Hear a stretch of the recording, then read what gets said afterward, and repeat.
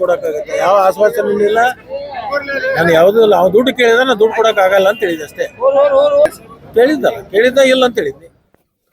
ಮೊನ್ನೆ ನಡೆದ ಸಕ್ಕರೆ ಕಾರ್ಖಾನೆ ಚುನಾವಣೆ ದಿನ ಅಥಣಿ ಶಾಸಕರಾದ ಸನ್ಮಾನ್ಯ ಸವದಿಯವರು ನಾನು ದುಡ್ಡು ಕೇಳಿದ್ದೆ ಮತ್ತೆ ಆತನಿಗೆ ಯಾವುದೇ ಒಂದು ಹುದ್ದೆ ಆಶ್ವಾಸನೆ ಕೊಟ್ಟಿರಲಿಲ್ಲ ಅನ್ನೋ ಮಾತು ಮಾಧ್ಯಮದ ಮೂಲಕ ನನಗೆ ತಿಳಿತು. ಆ ಒಂದು ನಿಟ್ಟಿನಲ್ಲಿ ಸ್ಪಷ್ಟೀಕರಣ ಕೊಡಲಿಕ್ಕೆ ಇವತ್ತಿನ ಪತ್ರಿಕಾಗೋಷ್ಠಿಯನ್ನು ಕರೆದಿದ್ದೇನೆ. 2019ರಲ್ಲಿ ಉಪಚುನಾವಣೆ ಅಭ್ಯರ್ಥಿಯಾಗಿ ನಾನು ಸ್ಪರ್ಧೆ ಮಾಡಿದ್ದೆ. ಯಾಕೆಂದ್ರೆ ಆವಾಗ ನಮ್ಮ ಶಾಸಕರಾದ ಮಹೇಶ್ ಕುಮಟಳ್ಳಿ ಅವರು ಅಪಾರ ಬೆಂಬಲಿಗರನ್ನೇ ಬಿಜೆಪಿ ಸೇರಿದಾಗ ಆ ಒಂದು ಉಳಿದಂಥ ಜನರನ್ನ ಸಂಘಟನೆ ಮಾಡಿಕೊಂಡು ಸುಮಾರು 60,000 ಮತಗಳನ್ನು ತೆಗೆದುಕೊಂಡು ನಾನು ಸೋತರು ಸಹಿತ ಮರುದಿನದಿಂದಲೇ ಪಕ್ಷದ ಸಂಘಟನೆಯನ್ನ ಮಾಡಿ ಎಲ್ಲರ ಸಹಕಾರವನ್ನ ಪಡೆದುಕೊಂಡು ತನು ಮನದಂದಿಂದ ನಾನು ಶ್ರಮ ವಹಿಸಿ ಯಾರಿಗೆ ಟಿಕೆಟ್ ಕೊಟ್ಟರು ಸಹಿತ ಒಬ್ಬ ಸಾಮಾನ್ಯ ಕಾರ್ಯಕರ್ತರಿಗೂ ಟಿಕೆಟ್ ಕೊಟ್ಟರು ಸಹಿತ ಅವ್ರು ಗೆಲ್ಲಬೇಕು ಅನ್ನುವಂಥ ವಾತಾವರಣವನ್ನ ನಾವೆಲ್ಲ ಕೂಡಿ ಸೃಷ್ಟಿ ಮಾಡಿದ್ವಿ. ನಾನು ಸಹಿತ ಒಬ್ಬ ಪ್ರಬಲ ಆಕಾಂಕ್ಷಿಯಾಗಿದ್ದೆ. ಇಂಥ ಸಂದರ್ಭದಲ್ಲಿ ಬಿಜೆಪಿಯಿಂದ ಕಾಂಗ್ರೆಸ್ಗೆ ಅನಿರೀಕ್ಷಿತವಾಗಿ ಸೌದಿಯವರು ಬಂದ ತಕ್ಷಣ ಅಥಣಿಗೆ ಬಂದ ಕೂಡಲೇ ನನ್ನ ಮನೆಗೆ ಬಂದಾಗ ನಾನು ಅವರು ಮಾತನಾಡುವಂತ ಸಂದರ್ಭದಲ್ಲಿ ನಿನಗೆ ಬಹಳ ಅನ್ಯಾಯ ಆಗ್ಯದ, ನಿನಗೆ ಕ್ಯಾಬಿನೆಟ್ ದರ್ಜೆ ನಿಗಮ ಮಂಡಳಿ ಅಧ್ಯಕ್ಷ ಸ್ಥಾನವನ್ನ ಕೊಡಿಸುವಂತ ಜವಾಬ್ದಾರಿ ನಂದು ಅನ್ನುವಂತ ಆಶ್ವಾಸನೆಯನ್ನ ನನಗೆ ಕೊಟ್ಟಿದ್ರು. ಜೊತೆಗೆ ಅವ್ರು ಹೇಳೋ ಹಾಗೆ ಟಿಕೆಟ್ ಬಿಟ್ಟು ಕೊಡ್ಲಿಕ್ಕೆ ನಾನು ದುಡ್ಡು ಕೇಳಿದ್ದೆ ಅಂತ ಏನು ಹೇಳ್ತಾರೆ ಆ ಸಂದರ್ಭನೇ ಇರಲಿಲ್ಲ. ಯಾಕಂದ್ರೆ ಅವ್ರು ಅಥಣಿಗೆ ಬರೋ ಸಂದರ್ಭದಲ್ಲಿ ಟಿಕೆಟ್ ಅನ್ನ ಅವ್ರು ಕನ್ಫರ್ಮ್ ಮಾಡ್ಕೊಂಡೇ ಅಥಣಿಗೆ ಬಂದಿದ್ರು. ಈ ಒಂದು ನಿಟ್ಟಿನಲ್ಲಿ ಅವರ ಒಂದು ಹೇಳಿಕೆಯಿಂದ ನನ್ನ ಮನಸ್ಸಿಗೆ ತುಂಬಾ ನೋವಾಗಿ ಇವತ್ತು ನಿಮ್ಮ ಮುಂದೆ ನಾನು ನಿಂತಿದ್ದೇನೆ. ಯಾಕಂದ್ರೆ ನನ್ನ 31 ವರ್ಷದ ರಾಜಕೀಯ ಮತ್ತು ಸಾಮಾಜಿಕ ಜೀವನವನ್ನ ನೀವು ನೋಡಿದಿರಿ, ಅಥಣಿ ಎಲ್ಲ ಜನ ನೋಡಿದ್ದಾರೆ. ನಾನು ಯಾವುದೇ ಒಂದು ಕಪ್ಪು ಚುಕ್ಕೆ ಇಲ್ಲದಂತೆ ನನ್ನ ಜೀವನವನ್ನ ನಿರ್ವಹಣೆ ಮಾಡ್ಕೋತ ಬಂದಂತವನು. ನಾನು ಯಾವಾಗಲೂ ಹಲವಾರು ಹಣ ಗಳಿಸುವ ಅವಕಾಶ ಇದ್ರೂ ಸಹಿತ ಹಣದ ಹಿಂದೆ ಯಾವತ್ತೂ ನಾನು ಬಿದ್ದಿಲ್ಲ. ಇವತ್ತು ನಮ್ಮ ಹಿರಿಯರ ನಾನು ಗಳಿಸಿದಂಥ ಆಸ್ತಿ ಮಾರಿ ನಾನು ರಾಜಕಾರಣ ಮಾಡ್ಕೊಂಡು ಬಂದಂಥವ್ರು ನಾನು. 30 ವರ್ಷಗಳ ಹಿಂದೆ ನನ್ನ ಆಸ್ತಿ ಎಷ್ಟಿತ್ತು, ಇವತ್ತು ಅವ್ರು ಹೇಳ್ತಾ ಇರುವಂಥವ್ರು ಇವತ್ತು ನನ್ನ ಆಸ್ತಿ ಎಷ್ಟಿದೆ. 30 ವರ್ಷಗಳ ಹಿಂದೆ ಈಗೇನು ಆಪಾದನೆ ಮಾಡಿದಾರಲ್ಲ ಅವರ ಆಸ್ತಿ ಎಷ್ಟಿತ್ತು, ಇವತ್ತು ಅವರ ಆಸ್ತಿ ಎಷ್ಟಿದೆ ಅನ್ನೋದನ್ನ ನೀವು ಅವಲೋಕನ ಮಾಡಿದ್ರೆ ನನ್ನ ಜೀವನ ಏನು ಅನ್ನೋದು ನಿಮಗೆ ಅರ್ಥ ಆಗ್ತದೆ. ಯಾಕೆ ಈ ಮಾತನ್ನು ಹೇಳ್ತೀನಿ ಅಂತಂದ್ರೆ ರಾಜಕಾರಣದಿಂದ ಆಸ್ತಿ ಕಳ್ಕೊಂಡಿನೇ ಹೊರತು ನಾನು ಆಸ್ತಿ ಗಳಿಸಿಲ್ಲ. ಇದಕ್ಕೆ ಬೇಕಾದ್ರೆ CBI ಇರ್ಬೋದು, ಇನ್ಕಮ್ ಟ್ಯಾಕ್ಸ್ ಇರ್ಬೋದು, ED ಇರ್ಬೋದು, ಇನ್ಯಾವುದೇ ಸಂಘಟನೆಯಿಂದ ತನಿಖೆ ಮಾಡಿಸಿದ್ರೆ ನಾನೇನೋ ಬೇರೆಯವರೇನೋ ಅನ್ನೋದು ಎಲ್ರಿಗೂ ಅರ್ಥ ಆಗ್ತದೆ ಅನ್ನೋ ಮಾತನ್ನ ಈ ಸಂದರ್ಭದಲ್ಲಿ ನಾನು ಹೇಳ್ತೀನಿ. ಯಾಕಂದ್ರೆ ಪಕ್ಷ ಯಾರಿಗೆ ಟಿಕೆಟ್ ಕೊಟ್ಟು ಸಹಿತ ಪ್ರಾಮಾಣಿಕವಾಗಿ ನಾನು ಕೆಲಸ ಮಾಡಿದವನು. ನಾನು ಪಕ್ಷದಿಂದ ಪಕ್ಷಕ್ಕೆ ಎಂದೂ ನಾನು ಜಿಗಿದವನಲ್ಲ. ಪ್ರಾಮಾಣಿಕ ಕಾರ್ಯಕರ್ತನಾಗಿ 31 ವರ್ಷದಿಂದ ನಾನು ಇಲ್ಲಿ ಕೆಲಸ ಮಾಡ್ಕೊತ ಬಂದಿದ್ದೀನಿ. ಆದರೆ ಇವತ್ತು ಅವರ ಹೇಳಿಕೆಯಿಂದ ನನ್ನ ಸ್ವಾಭಿಮಾನಕ್ಕೆ ಧಕ್ಕೆ ಆಗಿದೆ. ಆ ಸ್ವಾಭಿಮಾನಕ್ಕೆ ಧಕ್ಕೆ ಆಗಿರೋದ್ರಿಂದ ಇವತ್ತು ಈ ಒಂದು ಪತ್ರಿಕಾಗೋಷ್ಠಿಯನ್ನು ನಾನು ಕರೆದಿದ್ದೇನೆ. ಮುಖ್ಯವಾಗಿ ಹೇಳೋದೇನಂತಂದ್ರೆ ಅವತ್ತು ನೀವು ನಮ್ಮ ಮನೆಗೆ ಬಂದಾಗ ನೀವು ಮನೆಗೆ ಬಂದು ಹೋದ ಕೂಡಲೇ ಮರುದಿನನೇ ನಾನು ಶಿವನಿಗೆ ಕಲ್ಯಾಣ ಮಂಟಪದಲ್ಲಿ ಹಳೆ ಕಾಂಗ್ರೆಸ್ ಕಾರ್ಯಕರ್ತರ ಸಮಾವೇಶವನ್ನ ನಾನು ಮಾಡಿ ಆ ಒಂದು ಸಮಾವೇಶದಲ್ಲಿ ನಿಮ್ಗೊಂದು ಮಾತನ್ನ ಹೇಳಿದ್ದೆ. ಸೌದಿಯವರೇ, ನಿಮಗೆ 60,000 ಹಳೆ ಕಾಂಗ್ರೆಸ್ ಕಾರ್ಯಕರ್ತರನ್ನ ನೀವು ಉಡ್ಯಾಕ್ ಹಾಕಾಕ್ತೀನಿ, ಅವ್ರಿಗೆ ಯಾವುದೇ ರೀತಿ ಅನ್ಯಾಯ ಆಗದಂಗೆ ನೋಡ್ಕೊಡ್ರಿ, ಮುಂದೆ ನಾಮಿನೇಷನ್ಗಳು ಬಂದಾಗ ಅವರಿಗೆ ಹೆಚ್ಚಿನ ಪಾಲು ಸಿಗುವಂಗೆ ನೋಡ್ಕೊಡ್ರಿ ಅನ್ನೋ ಒಂದೇ ಒಂದು ಮಾತನ್ನ ನಾನು ಹೇಳಿದ್ದೆ. ಅದಕ್ಕೆ ಅವರು ಒಪ್ಕೊಂಡಿದ್ರು. ಆದ್ರೆ ನಾವೆಲ್ಲ ಸೇರಿ ನಿಮ್ಮನ್ನ 76,000ಕ್ಕಿಂತ ಹೆಚ್ಚಿನ ಮತ ಒಂದು ಕೊಟ್ಟು ಬಹುಮತ ಕೊಟ್ಟು ನಿಮ್ಮನ್ನ ಆರಿಸಿದ ಮೇಲೆ ನೀವು ಏನು ಮಾಡಿದ್ರಿ? ನನ್ನನ್ನ, ನಮ್ಮ ಮುಖಂಡರನ್ನ, ನಮ್ಮ ಕಾರ್ಯಕರ್ತರನ್ನ ಯಾವ ರೀತಿ ನಡೆಸ್ಕೊಂಡ್ರಿ? ನಾಮಿನೇಷನ್ದಲ್ಲಿ ಎಷ್ಟು ಜನ ಹಳೆ ಕಾಂಗ್ರೆಸ್ ಕಾರ್ಯಕರ್ತರಿಗೆ ನೀವು ಅವಕಾಶವನ್ನು ಕೊಟ್ರಿ? ಪಕ್ಷದ ಚಟುವಟಿಕೆ ಇರ್ಬೋದು, ಸಭೆ ಸಮಾರಂಭ ಇರ್ಬೋದು, ಎಷ್ಟು ಜನ ಹಳೆ ಕಾಂಗ್ರೆಸ್ ಮುಖಂಡರನ್ನ ನೀವು ಇನ್ವಾಲ್ವ್ ಮಾಡಿದ್ರಿ? ಮೊನ್ನೆ ನಡೆದಂತ MP ಚುನಾವಣೆಯಲ್ಲಿ ನೀವು ಏನು ಮಾಡಿದ್ರಿ ಅನ್ನೋ ಬಗ್ಗೆ ನೀವು ಆತ್ಮಾವಲೋಕನ ಮಾಡ್ಕೊಂಡ್ರೆ ನಿಮಗೆ ನಮ್ಮ ನೋವು ಅರ್ಥ ಆಗ್ತದೆ ಅಂತ ನಾನು ತಿಳ್ಕೊಂಡಿದ್ದೀನಿ. ಈಗ ಒಂದು ಸಕ್ಕರೆ ಕಾರ್ಖಾನೆ ಚುನಾವಣೆಯಲ್ಲಿ ನಿಮ್ಮ ಒಂದು ಪ್ಯಾನೆಲ್ ವಿರುದ್ಧ ನಾನು ಸ್ಪರ್ಧೆ ಮಾಡಿದೆ ಅನ್ನೋ ಒಂದೇ ಕಾರಣಕ್ಕೆ ನೀವು ನನ್ನ ಮೇಲೆ ಇಂಥ ಒಂದು ಆಪಾದನೆ ಮಾಡ್ತಾ ಇದ್ದಾರಲ್ಲ, ಇದಕ್ಕೆ ನಾನು ನನಗೆ ನೋವಾಗಿ ಇವತ್ತು ನಾನು ಒಂದು ಮಾತನ್ನು ಹೇಳ್ತಾ ಇದ್ದೀನಿ. ಇದು ನನ್ನ ಹೆಸರು ಕೆಡಿಸುವಂತ ಪ್ರಯತ್ನವನ್ನ ನೀವು ದಯವಿಟ್ಟು ಕೈ ಬಿಡ್ರಿ.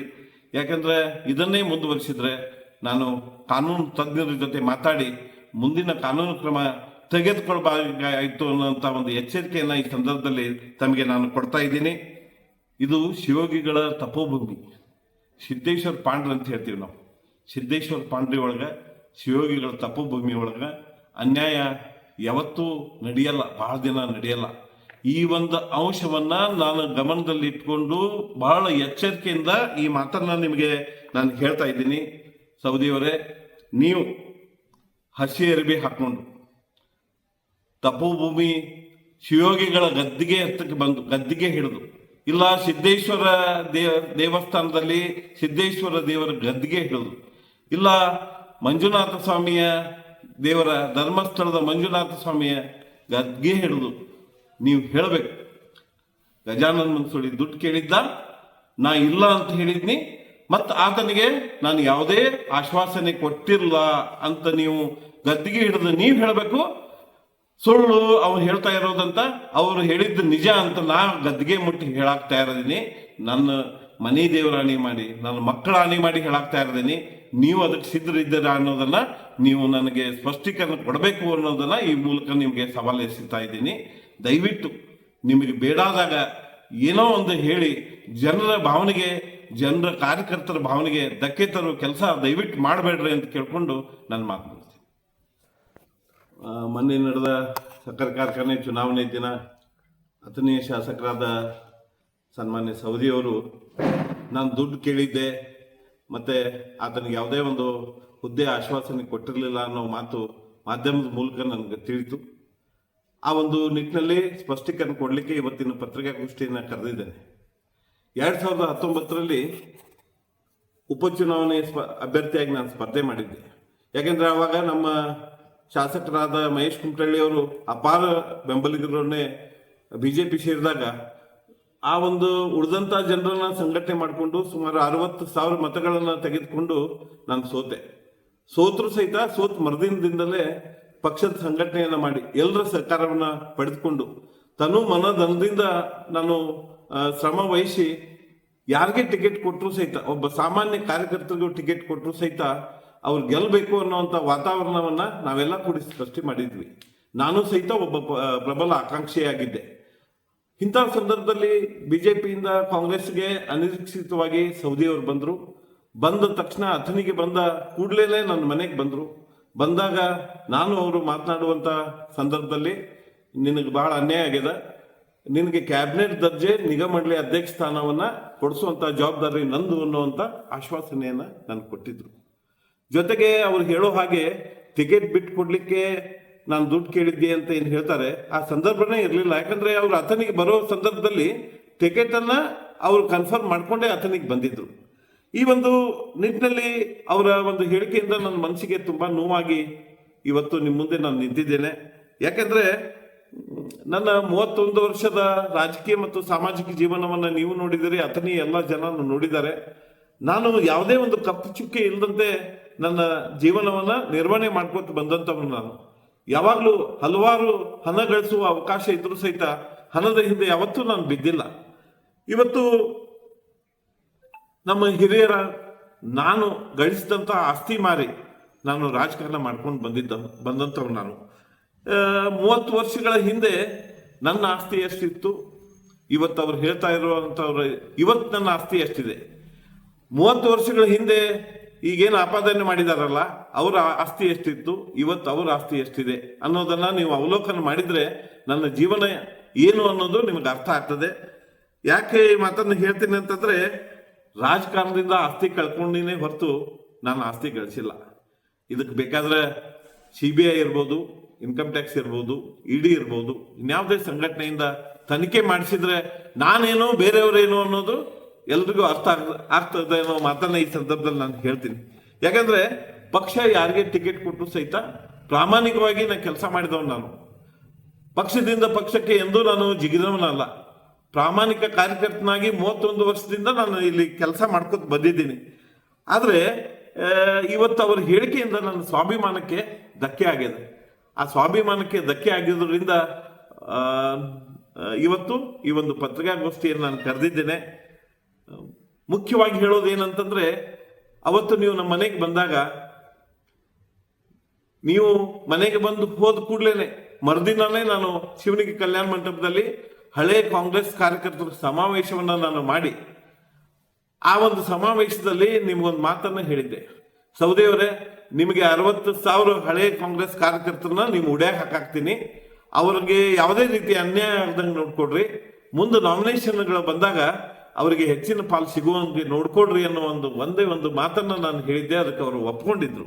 ಆದ್ರೆ ನಾವೆಲ್ಲ ಸೇರಿ ನಿಮ್ಮನ್ನ 76,000ಕ್ಕಿಂತ ಹೆಚ್ಚಿನ ಮತ ಕೊಟ್ಟು, ಬಹುಮತ ಕೊಟ್ಟು ನಿಮ್ಮನ್ನ ಆರಿಸಿದ ಮೇಲೆ ನೀವು ಏನು ಮಾಡಿದ್ರಿ? ನನ್ನನ್ನ, ನಮ್ಮ ಮುಖಂಡರನ್ನ, ನಮ್ಮ ಕಾರ್ಯಕರ್ತರನ್ನ ಯಾವ ರೀತಿ ನಡೆಸ್ಕೊಂಡ್ರಿ? ನಾಮಿನೇಷನ್ದಲ್ಲಿ ಎಷ್ಟು ಜನ ಹಳೆ ಕಾಂಗ್ರೆಸ್ ಕಾರ್ಯಕರ್ತರಿಗೆ ನೀವು ಅವಕಾಶವನ್ನು ಕೊಟ್ರಿ? ಪಕ್ಷದ ಚಟುವಟಿಕೆ ಇರ್ಬೋದು, ಸಭೆ ಸಮಾರಂಭ ಇರ್ಬೋದು, ಎಷ್ಟು ಜನ ಹಳೆ ಕಾಂಗ್ರೆಸ್ ಮುಖಂಡರನ್ನ ನೀವು ಇನ್ವಾಲ್ವ್ ಮಾಡಿದ್ರಿ? ಮೊನ್ನೆ ನಡೆದಂತ MP ಚುನಾವಣೆಯಲ್ಲಿ ನೀವು ಏನು ಮಾಡಿದ್ರಿ ಅನ್ನೋ ಬಗ್ಗೆ ನೀವು ಆತ್ಮಾವಲೋಕನ ಮಾಡಿಕೊಂಡ್ರೆ ನಿಮಗೆ ನಮ್ಮ ನೋವು ಅರ್ಥ ಆಗ್ತದೆ ಅಂತ ನಾನು ತಿಳ್ಕೊಂಡಿದ್ದೀನಿ. ಈಗ ಒಂದು ಸಕ್ಕರೆ ಕಾರ್ಖಾನೆ ಚುನಾವಣೆಯಲ್ಲಿ ನಿಮ್ಮ ಒಂದು ಪ್ಯಾನೆಲ್ ವಿರುದ್ಧ ನಾನು ಸ್ಪರ್ಧೆ ಮಾಡಿದೆ ಅನ್ನೋ ಒಂದೇ ಕಾರಣಕ್ಕೆ ನೀವು ನನ್ನ ಮೇಲೆ ಇಂಥ ಒಂದು ಆಪಾದನೆ ಮಾಡ್ತಾ ಇದ್ದಾರಲ್ಲ, ಇದಕ್ಕೆ ನನಗೆ ನೋವಾಗಿ ಇವತ್ತು ನಾನು ಒಂದು ಮಾತನ್ನ ಹೇಳ್ತಾ ಇದ್ದೀನಿ. ಇದು ನನ್ನ ಹೆಸರು ಕೆಡಿಸುವಂತ ಪ್ರಯತ್ನವನ್ನ ನೀವು ದಯವಿಟ್ಟು ಕೈ ಬಿಡ್ರಿ. ಯಾಕಂದ್ರೆ ಇದನ್ನೇ ಮುಂದುವರಿಸಿದ್ರೆ ನಾನು ಕಾನೂನು ತಜ್ಞರ ಜೊತೆ ಮಾತಾಡಿ ಮುಂದಿನ ಕಾನೂನು ಕ್ರಮ ತೆಗೆದುಕೊಳ್ಬೇಕಾಯಿತು ಅನ್ನೋಂಥ ಒಂದು ಎಚ್ಚರಿಕೆಯನ್ನ ಈ ಸಂದರ್ಭದಲ್ಲಿ ತಮಗೆ ನಾನು ಕೊಡ್ತಾ ಇದ್ದೀನಿ. ಇದು ಶಿವಯೋಗಿಗಳ ತಪೋಭೂಮಿ, ಸಿದ್ದೇಶ್ವರ ಪಾಂಡ್ರ ಅಂತ ಹೇಳ್ತೀವಿ ನಾವು. ಸಿದ್ದೇಶ್ವರ ಪಾಂಡ್ರಿ ಒಳಗ, ಶಿವಯೋಗಿಗಳ ತಪೋಭೂಮಿ ಒಳಗ ಅನ್ಯಾಯ ಯಾವತ್ತೂ ನಡೆಯಲ್ಲ, ಬಹಳ ದಿನ ನಡೆಯಲ್ಲ. ಈ ಒಂದು ಅಂಶವನ್ನ ನಾನು ಗಮನದಲ್ಲಿ ಇಟ್ಕೊಂಡು ಬಹಳ ಎಚ್ಚರಿಕೆಯಿಂದ ಈ ಮಾತನ್ನ ನಿಮಗೆ ನಾನು ಹೇಳ್ತಾ ಇದ್ದೀನಿ. ಸೌದಿಯವರೇ, ನೀವು ಹಸಿ ಅರಿವಿ ಹಾಕೊಂಡು ತಪೋಭೂಮಿ ಶಿವಯೋಗಿಗಳ ಗದ್ದಿಗೆ ಹಿಡಿದು, ಇಲ್ಲ ಸಿದ್ದೇಶ್ವರ ದೇವಸ್ಥಾನದಲ್ಲಿ ಸಿದ್ದೇಶ್ವರ ದೇವರ ಗದ್ದಿಗೆ ಹಿಡಿದು, ಇಲ್ಲ ಮಂಜುನಾಥ ಸ್ವಾಮಿಯ ದೇವರ ಧರ್ಮಸ್ಥಳದ ಮಂಜುನಾಥ ಸ್ವಾಮಿಯ ಗದ್ಗೆ ಹಿಡಿದು ನೀವು ಹೇಳಬೇಕು, ಗಜಾನನ ಮನ್ಸೂಳಿ ದುಡ್ಡು ಕೇಳಿದ್ದ, ನಾ ಇಲ್ಲ ಅಂತ ಹೇಳಿದ್ನಿ, ಮತ್ತು ಆತನಿಗೆ ನಾನು ಯಾವುದೇ ಆಶ್ವಾಸನೆ ಕೊಟ್ಟಿರಲ್ಲ ಅಂತ ನೀವು ಗದ್ದಿಗೆ ಹಿಡಿದು ನೀವು ಹೇಳಬೇಕು. ಸುಳ್ಳು ಅವ್ರು ಹೇಳ್ತಾ ಇರೋದಂತ, ಅವ್ರು ಹೇಳಿದ್ದು ನಿಜ ಅಂತ ನಾ ಗದ್ದಿಗೆ ಮುಟ್ಟಿ ಹೇಳಾಕ್ತಾ ಇರೋದೀನಿ. ನನ್ನ ಮನೆ ದೇವರ ಹಾನಿ ಮಾಡಿ, ನನ್ನ ಮಕ್ಕಳ ಹಾನಿ ಮಾಡಿ ಹೇಳಾಕ್ತಾ ಇರೋದೀನಿ. ನೀವು ಅದಕ್ಕೆ ಸಿದ್ಧರಿದ್ದೀರಾ ಅನ್ನೋದನ್ನ ನೀವು ನನಗೆ ಸ್ಪಷ್ಟೀಕರಣ ಕೊಡಬೇಕು ಅನ್ನೋದನ್ನ ಈ ಮೂಲಕ ನಿಮಗೆ ಸವಾಲು ಎಸೆತಾ ಇದ್ದೀನಿ. ದಯವಿಟ್ಟು ನಿಮಗೆ ಬೇಡಾದಾಗ ಏನೋ ಒಂದು ಹೇಳಿ ಜನರ ಭಾವನೆಗೆ, ಜನರ ಕಾರ್ಯಕರ್ತರ ಭಾವನೆಗೆ ಧಕ್ಕೆ ತರುವ ಕೆಲಸ ದಯವಿಟ್ಟು ಮಾಡಬೇಡ್ರಿ ಅಂತ ಕೇಳ್ಕೊಂಡು ನನ್ನ ಮಾತು ಮುಗಿಸ್ತೀನಿ. ಕೊನೆಯ ಅಸ್ತ್ರ ಅಂತ ನಾವು ಅನ್ಕೋತೀವ್ರಿ, ಅದೇ ಆಗ್ಲಾರ್ದು ಕೊನೆಯ ಅಸ್ತ್ರ ಇದೆ ಅವ್ರದ್ದು. ಇದಕ್ಕಿಂತ ಮಿಗಿಲಾಗಿ ಏನು ಮಾಡಕ್ ಬರಂಗಿಲ್ಲ.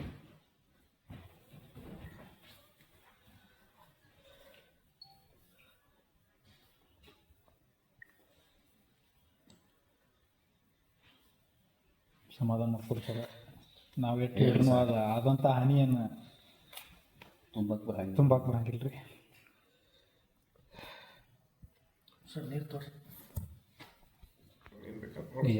ಟಿಕೆಟ್ ನೀವು ಕೊಡತ್ತಿದ್ರಿ ಬಿ ಫಾರ್ಮ್ ಆ ರೂಮ್ನಾಗ ಕೊಟ್ಟಿರಿ. ನಮಗ್ ದುಡಿದ ಕಾರ್ಯಕರ್ತರಿಗೆ ನಾ ಬೆಂಬಲ ಬೇರೆಯವ್ರಂಗ ಅವ್ರ ಕುಟುಂಬದ ಎಂದು ರಾಜಕಾರಣ ಮಾಡಿಲ್ಲ. ನೀವು ನೋಡ್ತೀರಿ ಯಾವ ಆಫೀಸ್ ಅಂತ ಹೋಗಿ ಏಜೆಂಟ್ಗೆ ಮಾಡಿ ಎಂದು ರೊಕ್ಕದ ಬೆಲೆ ಹತ್ತಿಲ್ಲ. ಮತ್ತೆ ಇವ್ರ ಹತ್ರ ದುಡ್ಡು ಕೇಳೋದು ಪ್ರಮೇಯ ಏನೈತೆ ನಂಗೆ. ದೇವ್ರ ನಂಗೆ ನನಗೇನು ಬೇಕೋ, ನನ್ನ ಉಪಜೀವನಕ್ಕೆ ಎಷ್ಟು ಬೇಕೋ ಅಷ್ಟು ಕೊಟ್ಟಿದ್ರಾಗ ನಾ ಕಳ್ಕೊಂಡಿದ್ದು ಹೊರತು ಇವತ್ತಿಗೂ ನಂಗೆ ಎಷ್ಟು ಬೇಕೋ ಅಷ್ಟು ಅದ. ಮತ್ತೆ ನೋಡ್ರಿ, ನದಿ ದಾಟಿದ ಮ್ಯಾಗ ಏನೋ ಅಂತಲ್ಲ, ಇದು ಅವರೇ ಹೇಳುವಂತ ಶಿವಗಳು ಪುಣ್ಯ ಭೂಮಿದಾಗ ಅದೀವಿ. ಅನ್ಯಾಯ ಮತ್ತೊಂದೇನೋ ನಾವು ದೊಡ್ಡ ಸ್ಥಾನದಾಗ ಇವತ್ತು ಏನ್ ಬೇಕಂತ ಹೇಳಿದ್ರು ಜನ ಹುಚ್ಚರಲ್ಲ. ನಾವೇನೋ ಅವರೇನೋ ನೋಡ್ಕೊತ ಬಂದಾರೆ. ನನ್ನ ಜೀವನ ಏನೋ ಅನ್ನೋದು ನೋಡ್ಕೊತ ಬಂದಾರೆ. ನನ್ನ ಜೀವನದಾಗ ಯಾವಾಗಲೂ ದುಡ್ಡಿಗೆ ಕಿಮ್ಮತ್ ಕೊಟ್ಟರು.